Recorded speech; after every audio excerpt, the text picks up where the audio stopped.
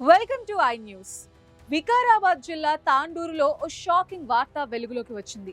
పీచు మిఠాయిలు అమ్ముతున్న వ్యక్తి గంజాయి చాక్లెట్లను కూడా విక్రయిస్తున్నట్టు పోలీసులు గుర్తించారు. పక్కా సమాచారంతో పోలీసులు రంగంలోకి దిగి ఉత్తరప్రదేశ్కు చెందిన ఆ వ్యక్తిని అదుపులోకి తీసుకున్నారు.